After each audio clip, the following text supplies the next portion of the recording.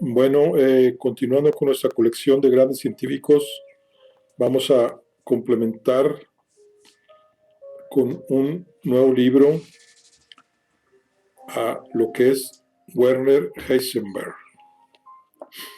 Este libro se llama Diálogos sobre la física atómica y es escrito por Werner Heisenberg. Es de la colección filosófica Nueva Serie 7. Este libro, que es un gran libro, eh, Werner Heisenberg es un premio Nobel de Física. Este fue dictado por la Universidad Autónoma de Puebla. Vamos a ver. Dice que la Universidad Autónoma de Puebla, rector Samuel Malpica Uribe, secretario general Hipólito Martínez Rangel, secretario de Rectoría Jesús Arocha Ramos, director editorial Juan Gerardo Sampedro. Primera edición 1988. Universidad Autónoma de Puebla, Reforma 913, teléfono 46 38 91 72,000, Puebla, Puebla. Impreso y hecho en México. Este libro dice que Diálogos sobre la física atómica se ha terminado de imprimir en septiembre de 1988 en EON Editores SADCB, Camelia número 78, Colonia, Florida. Teléfono 524-2372. La edición consta de 2,000 ejemplares. Bueno, este libro es un super libro. Y vamos a leer aquí lo que dice en la contraportada. Diálogo sobre la física atómica. Werner Heisenberg. El presente libro que la UAP, o sea, la Universidad Autónoma de Puebla, incorpora a su colección filosófica normal, constituyó en Alemania un auténtico bestseller en 1971. Al año de su primera edición, había alcanzado una tirada de 47,000 ejemplares. Heisenberg, uno de los grandes físicos de este siglo, nos da en esta espléndida obra su autobiografía entre los años 1919 y 1965, en la forma sugestiva de conversaciones y diálogos mantenidos con amigos y compañeros. Entre ellos aparecen 9 premios Nobel: Max Planck, Albert Einstein, Ernesto Rutherford, Niels Bohr, Paul Dirac, Wolfgang Pauli, Enrico Fermi, Otto Hahn, Adolfo Butenandt, el físico y filósofo Carlos Friedrich von Weizsäcker, el canciller Konrad Adenauer y otras grandes figuras contemporáneas.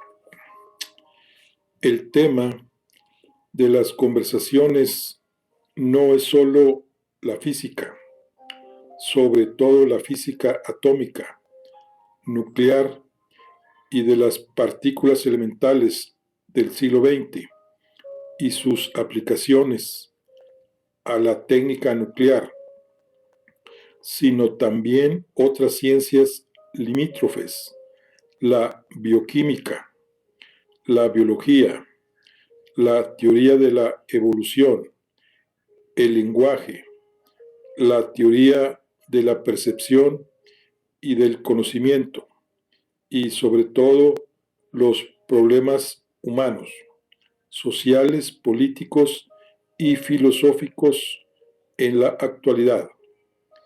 El libro está escrito con un estilo muy escueto, fluido, fácil de entender, que pone al alcance inmediato incluso de personas interesadas, pero no especializadas, los problemas y las investigaciones físicas más recientes.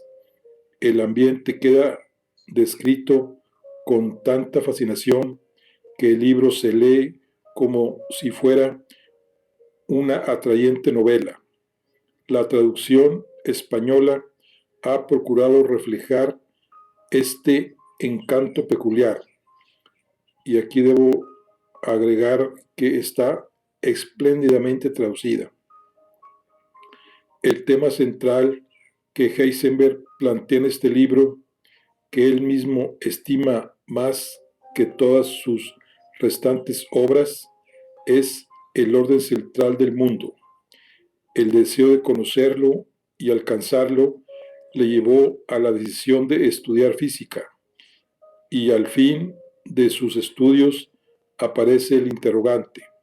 Hay que buscar detrás de este orden cósmico, indudable para el físico, una intención final cuyo autor es una inteligencia, una conciencia infinitamente superior al alma humana. La respuesta de Werner Heisenberg es plenamente positiva a esta fundamental pregunta. Bueno, esta es una colección filosófica, nueva serie. Aquí la portada es de Jesús Guevara.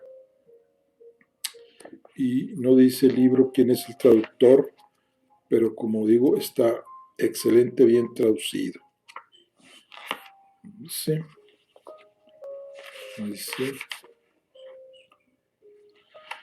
Bueno, vamos a ver aquí el índice general. Empieza con el prólogo, la página 3, y los capítulos. El primero, primer encuentro con la teoría del átomo, 1919-1920, página 5. Número 2, la decisión de estudiar física, 1920, página 22. 3. El concepto entender en la física moderna, 1920-1922, página 36. Número 4.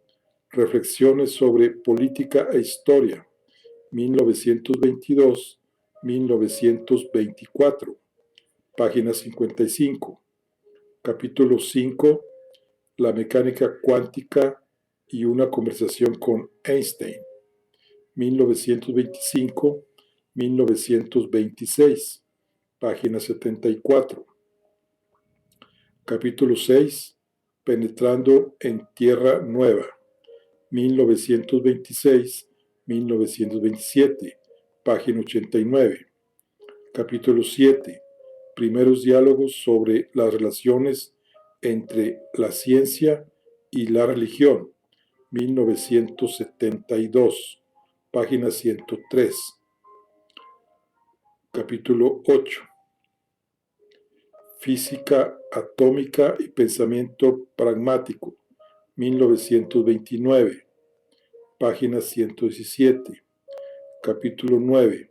Conversaciones sobre la relación entre la biología, la física y la química, 1930-1932, página 129. Capítulo 10.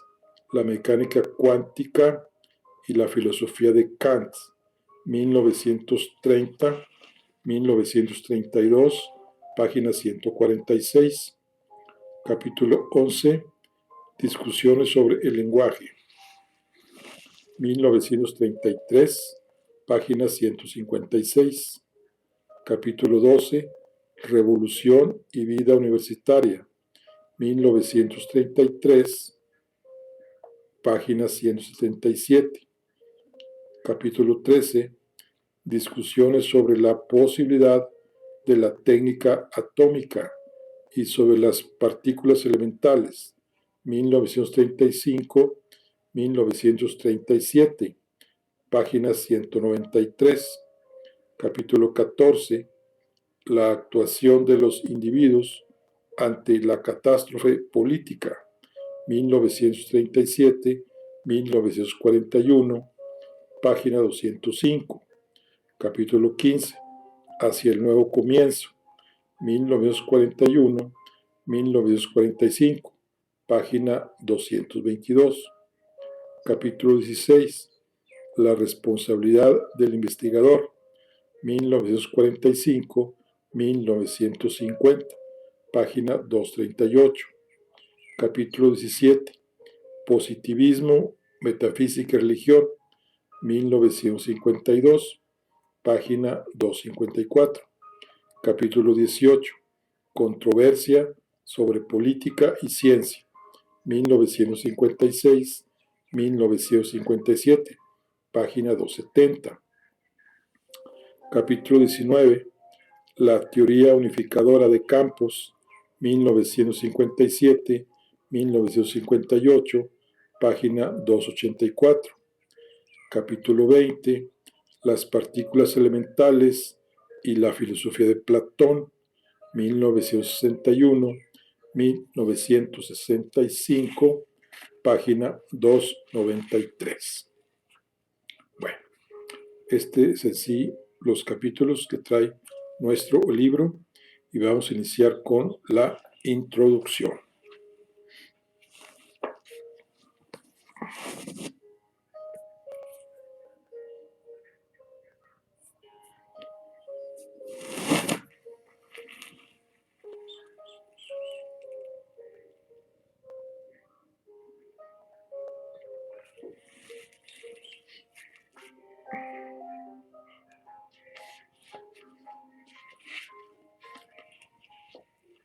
Bueno, introducción. Nunca serán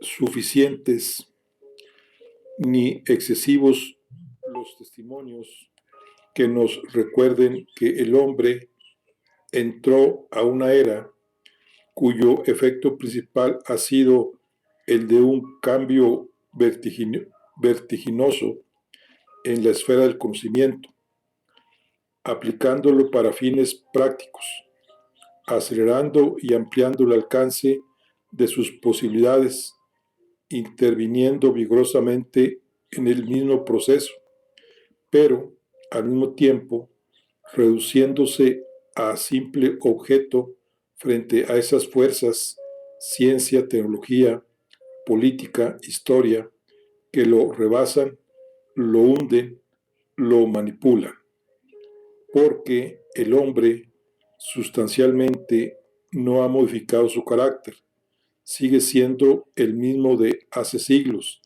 ni más feliz, ni más sabio, ni más libre, ni más inteligente, aunque sea un hombre nacido de un universo percibido a través de una visión nueva de la realidad, que transporta consigo el riesgo de irse por sendas abocadas a esterilidad de corazón y espíritu, apatía moral, inercia intelectual y barbarie.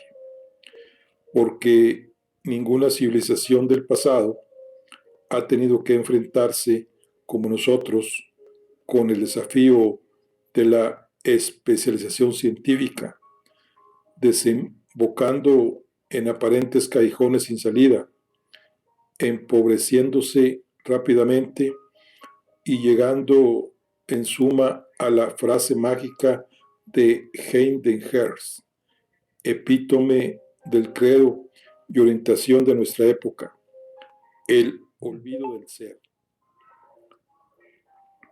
En cierto sentido podemos decir que el hombre ha vuelto a ocupar en el universo su posición geocéntrica anterior.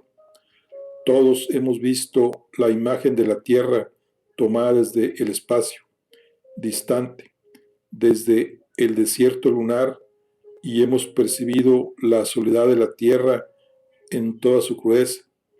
Es una idea tan nueva y tan poderosa como cualquier otra que haya brotado en la conciencia humana a lo largo de la historia. Pero también la imagen del hongo atómico y de Auschwitz, la certeza de que los científicos producen un poder sobre el cual no tienen ningún poder, los conflictos interminables, la tiranía abstracta de un destino que nos quiere uniformar a todos por igual, muestran implacablemente el rostro del horror, del mal, y ponen en desacrédito total al futuro y sus racionalizaciones.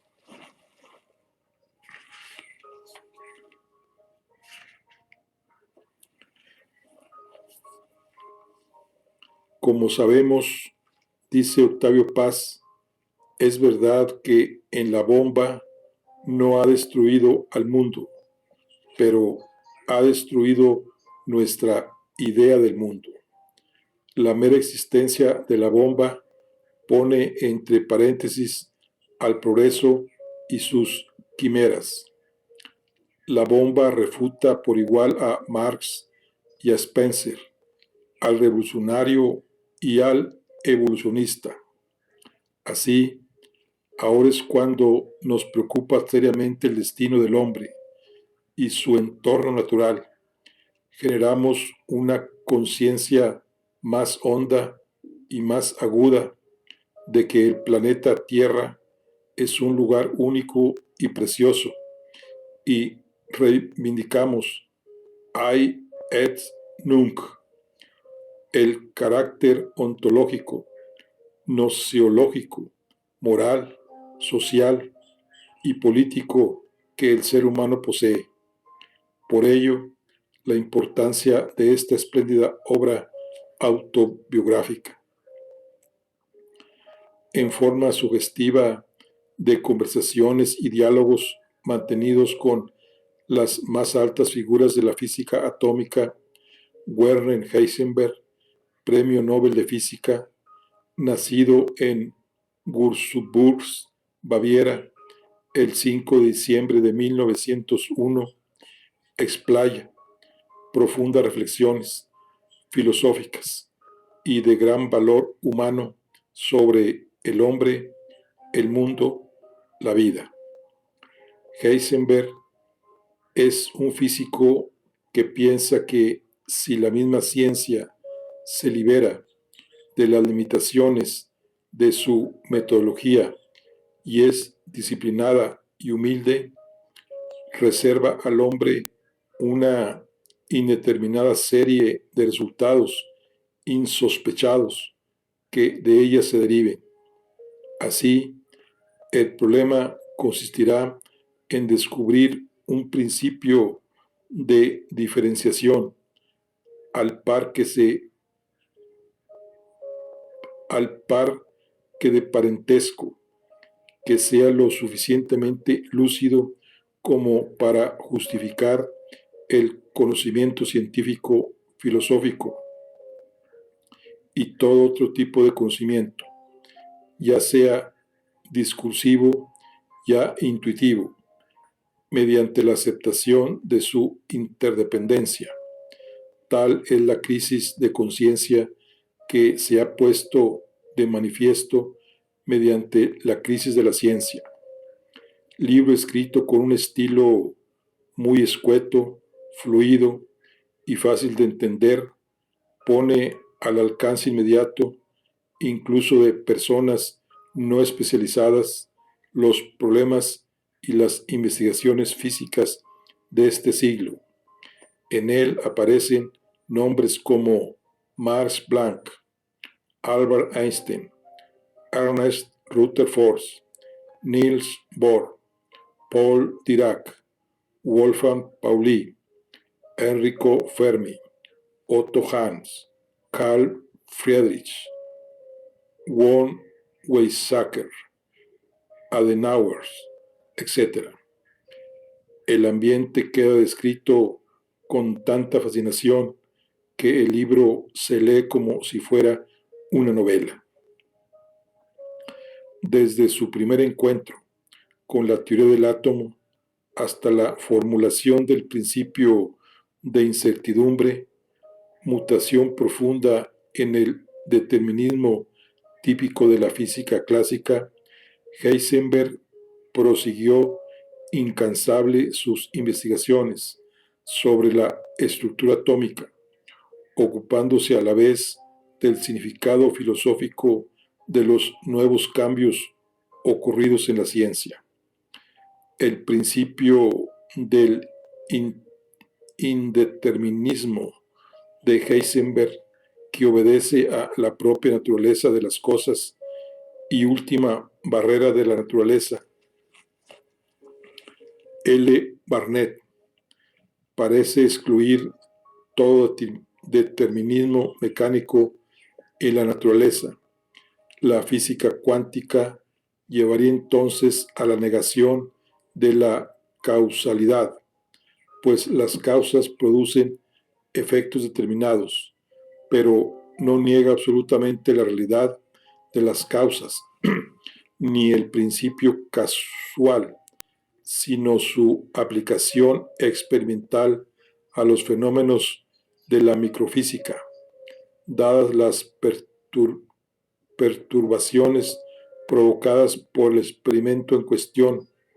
Su crítica se dirige a la forma kantiana del principio como categoría absoluta que se impone a priori al campo concreto de la experiencia científica.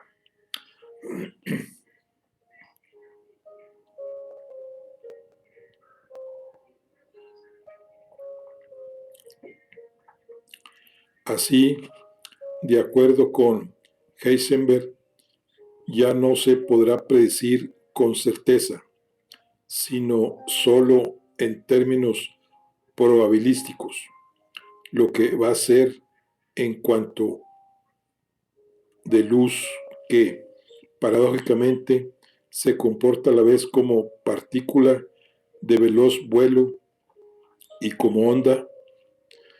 Tal imprecisión, tal principio de indeterminación contradecían radicalmente la fe de Einstein, determinista y spinociana, que nada dejaba al azar, como cuando se juega a los dados. Max Bohr, maestro de Heisenberg, veía las cosas de forma opuesta. No le inquietaba lo más mínimo el principio de indeterminación ni la dualidad partículas-ondas de los cuantos de luz. Al contrario, veía en ello algo profundo que desempeña una función no solo en la física, sino también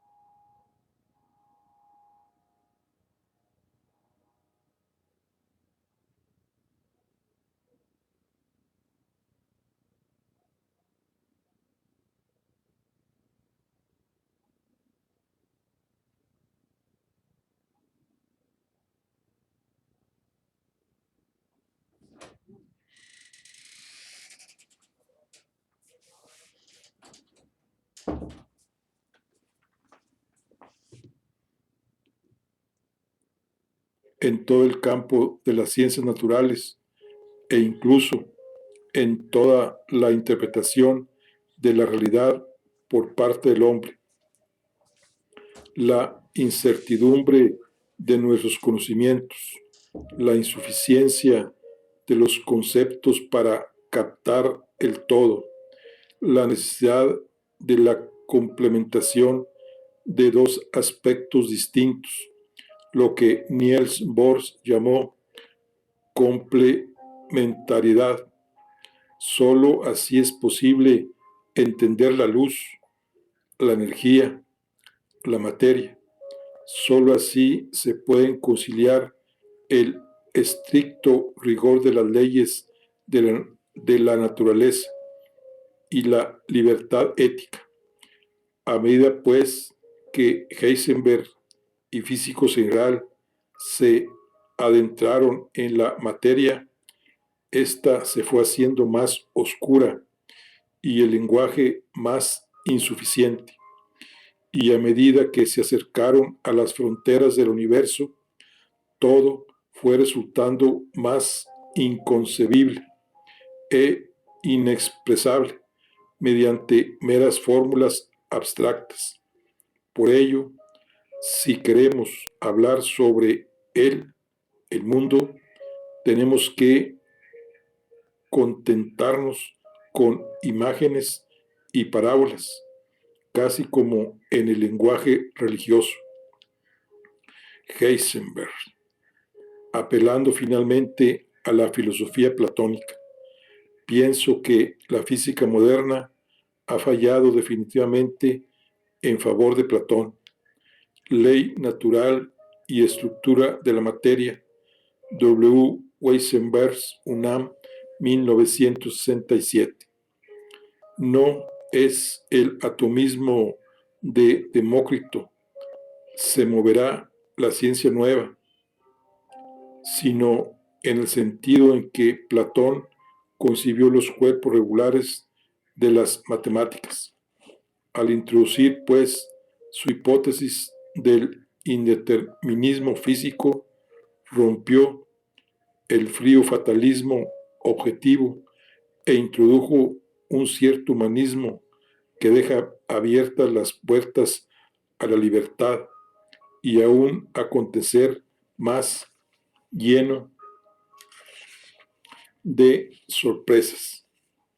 Curiosa coincidencia con los escolásticos medievales que, sensibles al papel de la conjetura y la hipótesis, no se sintieron obligados a demostrar una certeza final, a dejar al descubierto la realidad misma.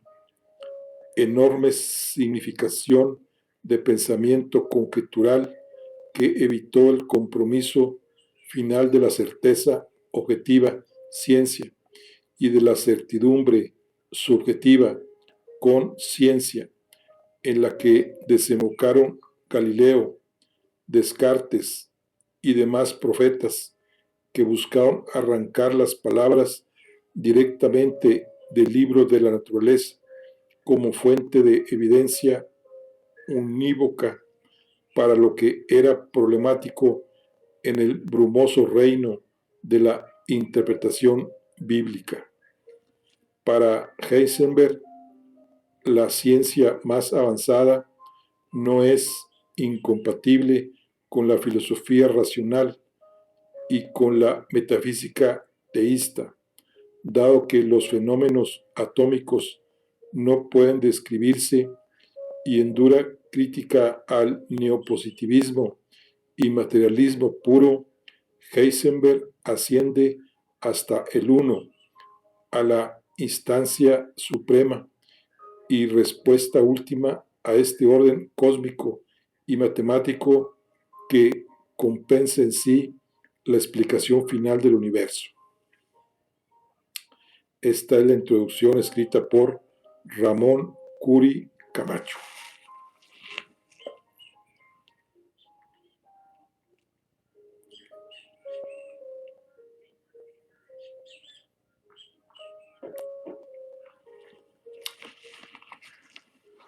Capítulo 1. Primer encuentro con la teoría del átomo. 1919-1920.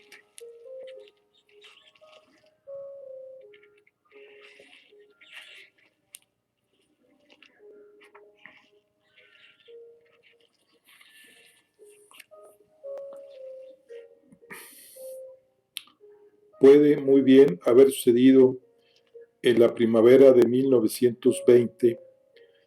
La juventud de nuestro país se hallaba inquieta y conmovida por el desenlace de la Primera Guerra Mundial. La generación anterior, profundamente desilusionada, había perdido las riendas y los jóvenes se unían en grupos y en comunidades más o menos numerosas para abrirse un nuevo camino, o al menos para hallar una nueva brújula con la cual orientarse, pues la vieja parecía rota.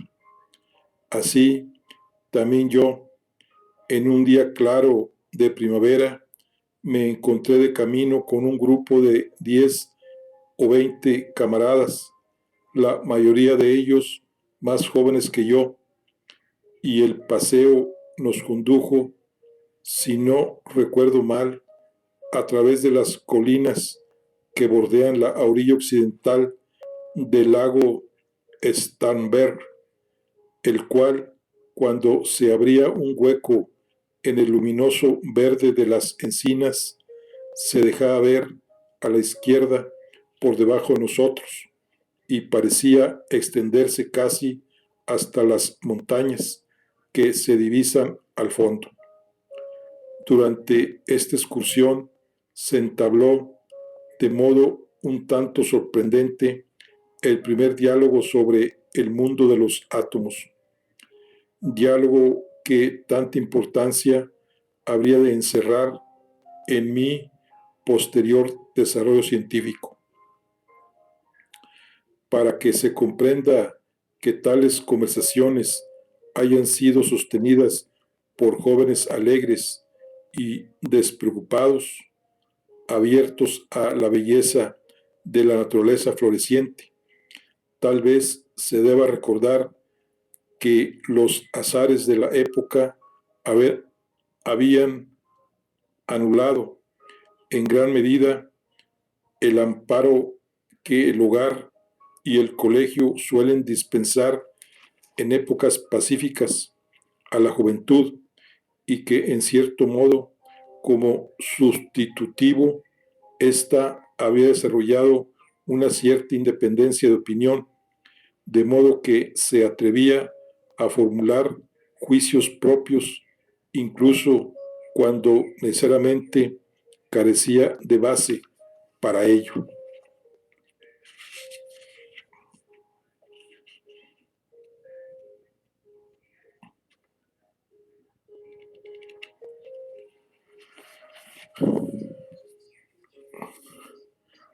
Unos pasos delante de mí caminaba un muchacho, rubio y bien plantado, cuyos padres en una ocasión me habían encargado ayudarle en sus tareas escolares. Un año antes, a sus 15 años, había arrastrado en una lucha callejera las cajas de municiones cuando su padre estaba apostado con una ametralladora detrás de la fuente Wittersbach, participando en las luchas a favor de la República Soviética muniquesa. Otros, yo entre ellos, habían trabajado 2 años antes como braceros en casas de labranza de la Alta Baviera. Los vientos duros no nos eran, pues, extraños, y ninguno se asustaba de reflexionar por su propia cuenta sobre los problemas más difíciles. La ocasión externa que motivó el diálogo fue el hecho de que yo debía preparar para el verano el examen final de bachillerato, y tuve por ello interés en conversar sobre temas científicos con mi amigo Kurtz, que compartía mis aficiones y habría de hacerse más tarde ingeniero. Kurtz pertenecía a una familia protestante de oficiales, era un buen deportista y un compañero digno de confianza. Un año antes, cuando Múnich estuvo cercada por las tropas del gobierno y nuestras familias habían consumido el último trozo de pan, él, mi hermano y yo habíamos hecho juntos un viaje a Garching a través de la línea de fuego y habíamos regresado con una mochila llena de víveres, pan, mantequilla y tocino. Tales experiencias comunes constituyen buena base para una confianza sin reservas y una gozosa comprensión mutua. Pero ahora nos interesaba sobre todo nuestra común preocupación por las cuestiones científicas. Yo le conté a Kurz que había encontrado en mi manual de física una ilustración que me parecía totalmente absurda. Se trataba del proceso químico fundamental en la que dos materias homogéneas se unen en una nueva materia, también homogénea, dando lugar a una composición química. Así, el anhídrido carbónico es formado por la unión de carbono y oxígeno. Según el libro, la mejor manera de entender las leyes observadas en tales procesos consistía en suponer que las partes más pequeñas, los átomos de un elemento y los de otro, se unen en pequeños grupos de átomos llamados moléculas. Así, la molécula de anhídrido carbónico consta de un átomo de carbono y dos átomos de oxígeno. Para hacerlo intuible, se dibujaban en el libro tales grupos de átomos, pero a fin de explicar por qué precisamente un átomo de carbono y dos átomos de oxígeno forman siempre una molécula de anhídrido carbónico, el dibujante había provisto a los átomos de ganchos y anillas mediante los cuales se unían, formando la molécula. Esto me pareció totalmente falto de sentido, porque a mi juicio los ganchos y las anillas son figuras muy arbitrarias, a las que se puede dar en cada caso las formas más diferentes, según la utilidad teórica. Los átomos, en cambio, deben ser una consecuencia de las leyes de la naturaleza y deben ser inducidos por éstas a unirse en moléculas. En ello, creía yo, no puede haber azar alguno y tampoco, en consecuencia, formas tan arbitrarias como ganchos y anillas. Kurt contestó: si no quieres creer en los ganchos y anillas, que también a mí se me antojan muy sospechosos, debes saber, ante todo, que qué experiencias han llevado al dibujante a ponerlos en una figura, porque la ciencia actual parte de experiencias, no de cualquiera especulaciones filosóficas, y a la experiencia hay que ajustarse siempre que se la haya realizado de modo concienzudo, es decir, con suficiente esmero. Por lo que yo sé, los químicos afirman en primer lugar que las partículas elementales de un compuesto químico siempre se dan con unas determinadas proporciones de peso. Esto es un hecho bastante sorprendente, porque aun creyendo en la existencia de átomos, es decir, de partes muy pequeñas, características de cada elemento, las fuerzas semejantes a las conocidas en la naturaleza hasta ahora no bastan apenas para poder explicar que un átomo de carbono atraiga siempre solo a dos átomos de oxígeno y los una así. Si existe una fuerza de atracción entre las dos clases de átomos, ¿por qué en algunos casos no habrían de unirse también tres átomos de oxígeno? Tal vez los átomos de carbono o los del oxígeno tengan una forma tal que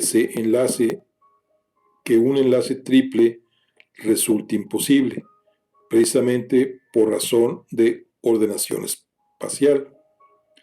Si aceptas esto, lo que no deja de sonar verosímil, entonces casi has venido de nuevo a dar con los ganchos y anillas del manual.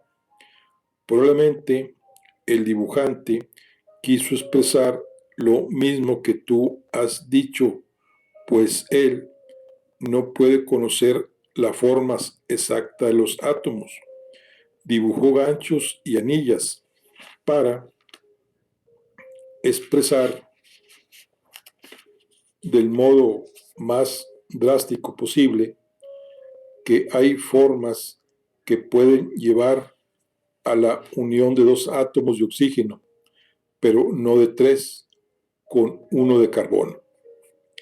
Bien, los ganchos y anillas son un contrasentido, pero tú dices que los átomos, en virtud de las leyes que son responsables de su existencia, tienen asimismo una forma que determina el modo justo de vincularse entre sí, solo que nosotros dos todavía no conocemos esta forma como tampoco, evidentemente, la conocía el autor del dibujo.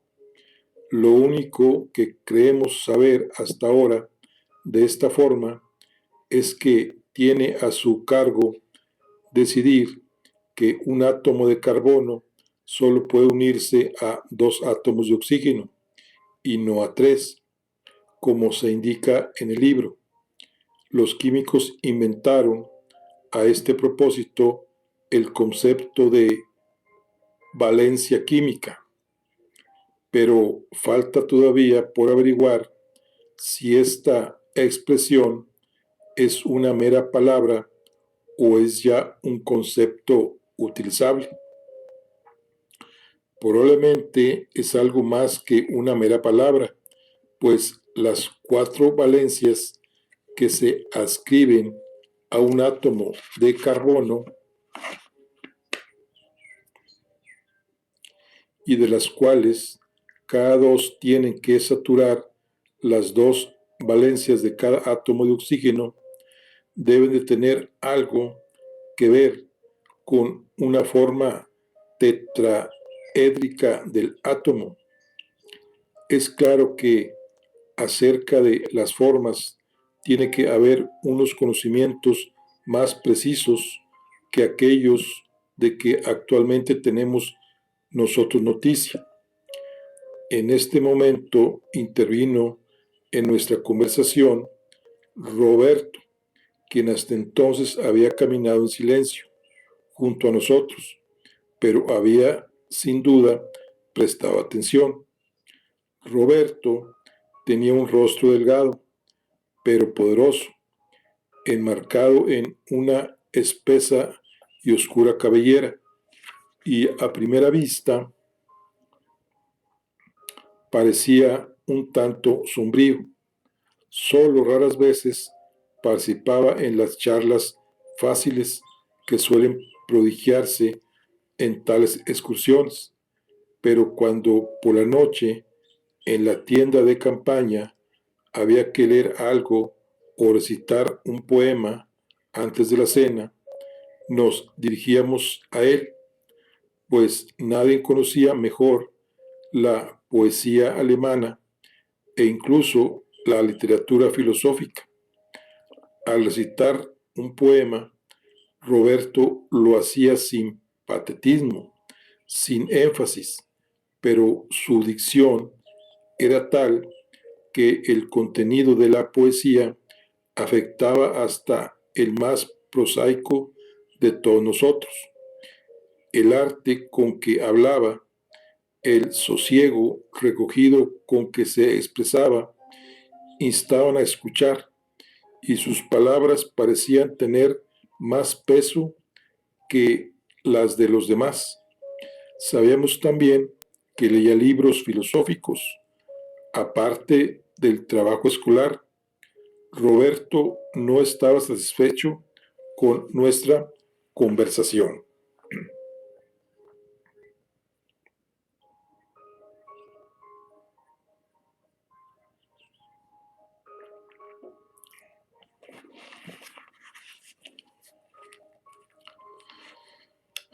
Vosotros,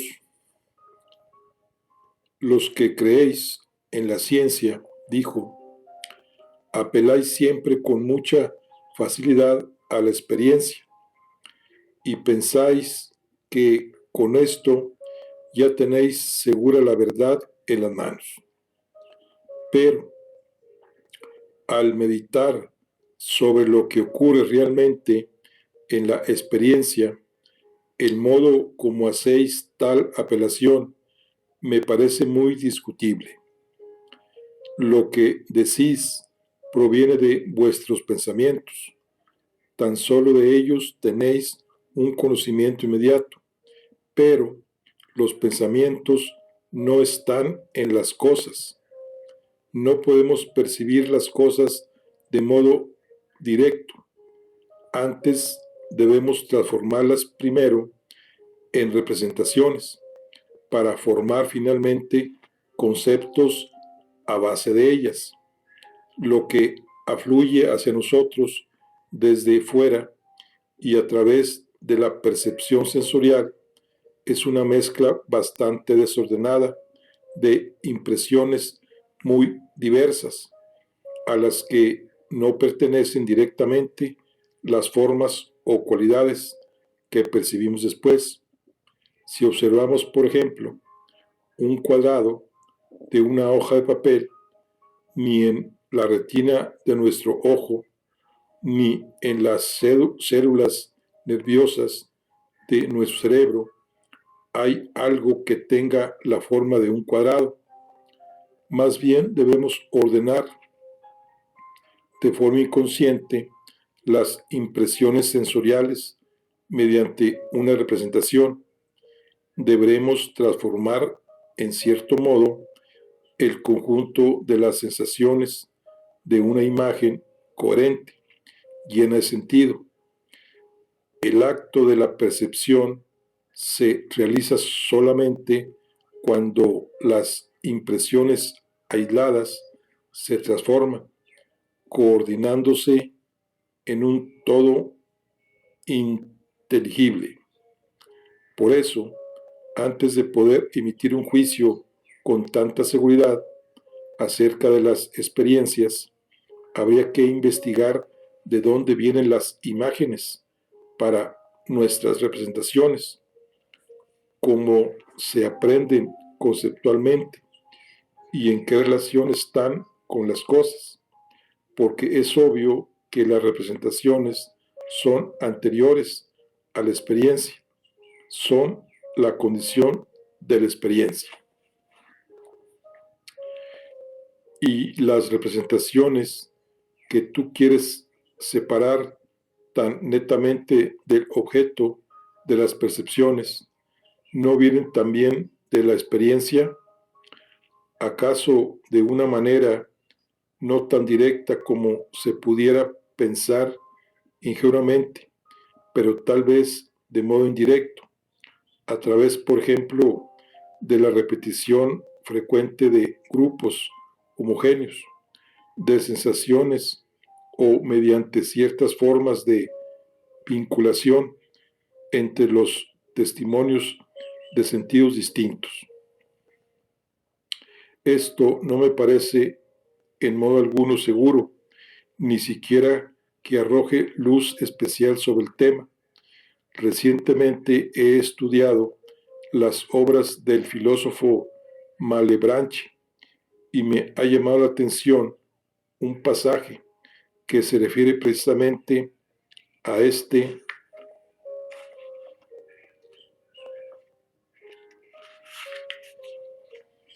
problema.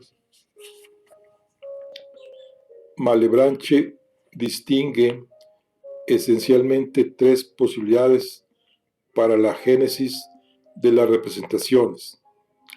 La primera es la que acabas de mencionar. Los objetos producen directamente a través de las sensaciones las representaciones en el alma humana. Esta opinión la rechaza Malebranche porque las impresiones sensoriales son cualitativamente distintas tanto de las cosas como de las representaciones a ellas correspondientes. La segunda opinión es la siguiente: el alma humana posee las representaciones desde un principio, o al menos posee la capacidad de formar ella misma estas representaciones. En este caso, las impresiones sensoriales solo sirven para recordar al alma las representaciones ya existentes, o bien para estimular a formar por sí misma las representaciones. Tercera posibilidad por la cual se decide Malebranche: el alma humana participa de la inteligencia divina, está unida con Dios y por ello Dios le ha dado la imaginación y las imágenes o ideas mediante las cuales puede ordenar y clasificar conceptualmente la diversidad de las sensaciones. En aquel momento, Kurt mostró, a su vez, su total insatisfacción. Vosotros, los filósofos, recurrís inmediatamente a la teología. Si algo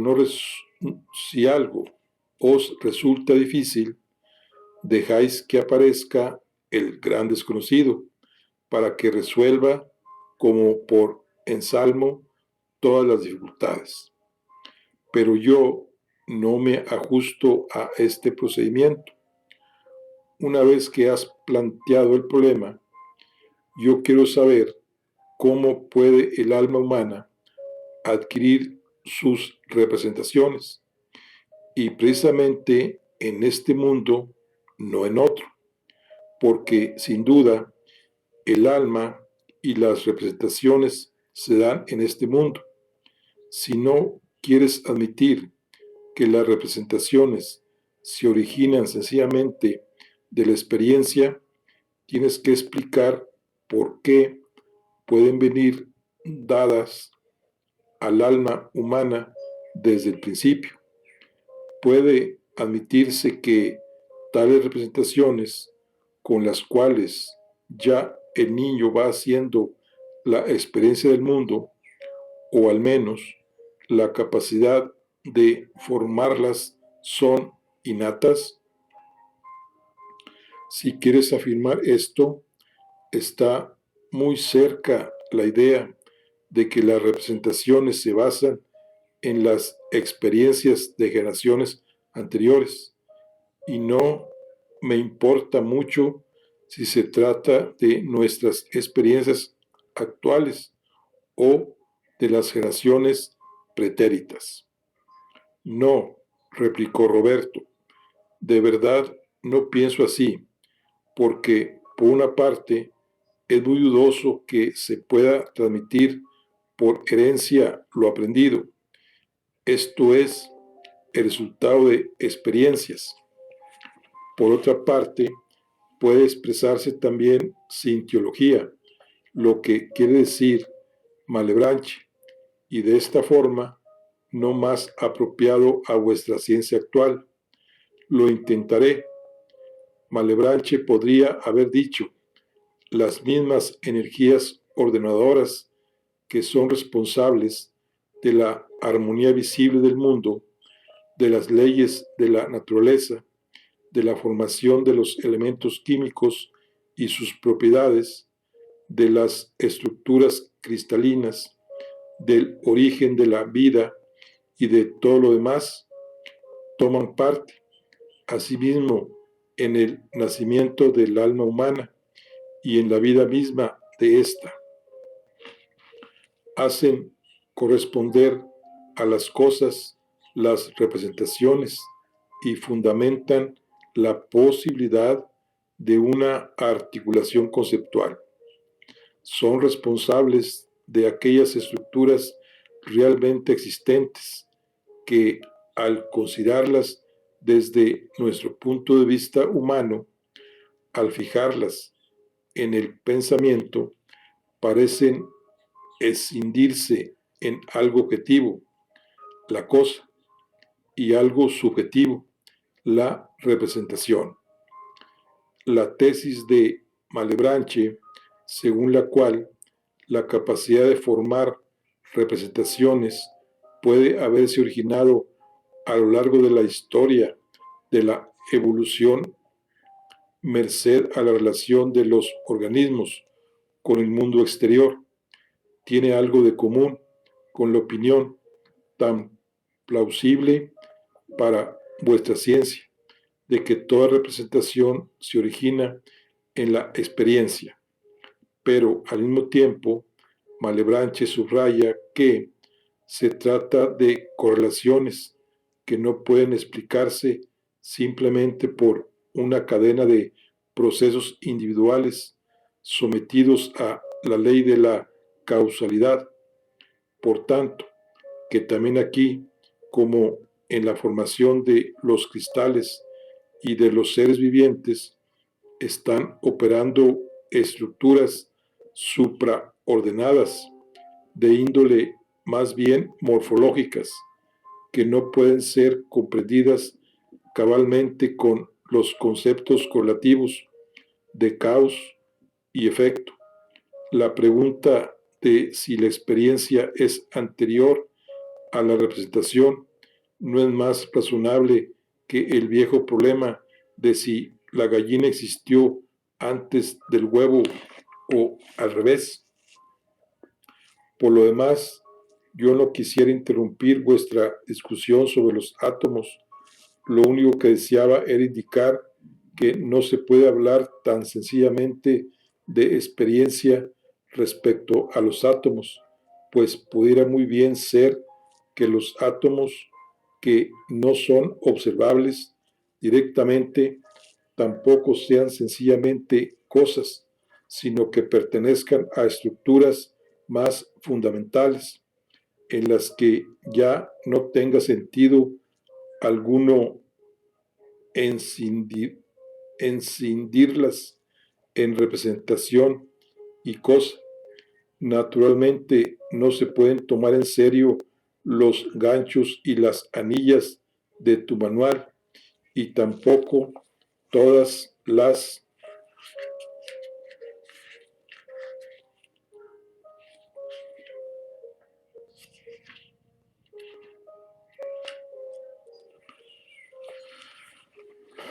imágenes de átomos que se encuentran en vez de cuando en libros de divulgación. Tales dibujos que intentan facilitar la comprensión sirven tan solo para hacer el problema mucho menos inteligible. Creo que deberíamos tener muchísimo cuidado con el concepto, forma de los átomos que has mencionado antes. Solo si se entiende la palabra forma de modo muy general, no restringida al espacio, si casi no significa mucho más que la palabra estructura que acabo de usar. Solo entonces podría aceptar este concepto, y eso a medias. Al tomar la conversación este giro, me acordé inmediatamente de una lectura que me había ocupado y cautivado un año antes, y que en algunos pasajes importantes me había resultado incomprensible. Se trataba del diálogo Timeo de Platón, en el cual también se discute filosóficamente sobre las partes más pequeñas de la materia. Por las palabras de Roberto, empecé a comprender, aunque al principio de manera algo oscura, que respecto a tales partes mínimas es posible llegar a construcciones racionales tan curiosas como las que había encontrado en el Timeo de Platón. No es que estas construcciones, que yo al principio había considerado totalmente absurdas, me hubiesen parecido repentinamente aceptables, pero vi abierto por primera vez ante mí un camino que, al menos en principio, podía llevar a tales construcciones, para hacer comprensible lo mucho que significó para mí en ese momento el recuerdo del estudio del Timeo. Debo relatar brevemente las curiosas circunstancias en que tuvo lugar esta lectura. En la primavera de 1919, la situación en Múnich era bastante caótica.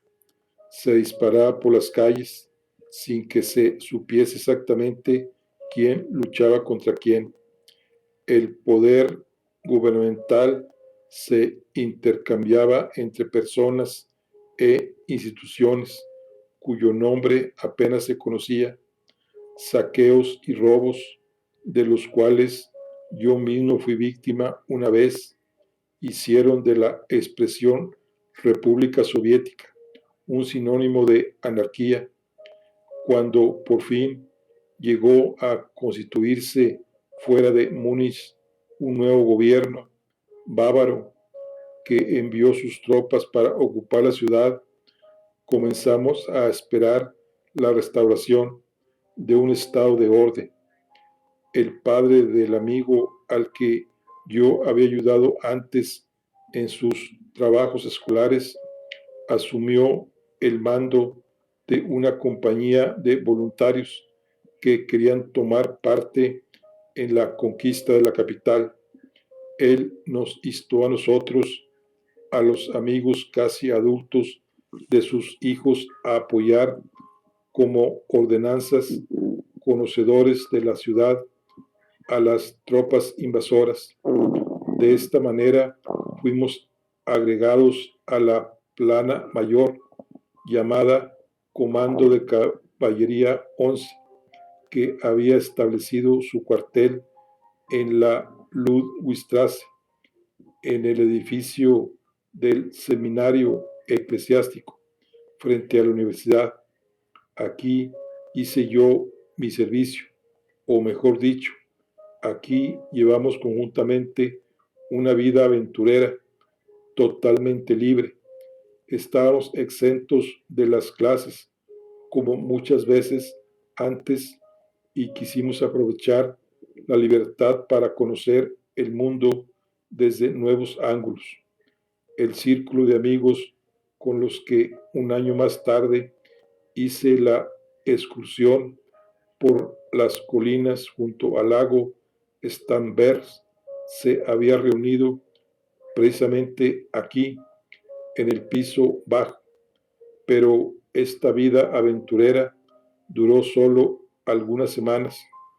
Cuando aflojaron los combates y el servicio comenzó a hacerse monótono, sucedía a menudo que, después de haber pasado la noche en vela en la centralina telefónica, al amanecer me quedaba libre de toda obligación. Bueno, aquí concluimos la charla del día de hoy. Estamos con el libro de Diálogos sobre la física atómica de Werner Heisenberg. Nos vemos en la siguiente. Hasta luego.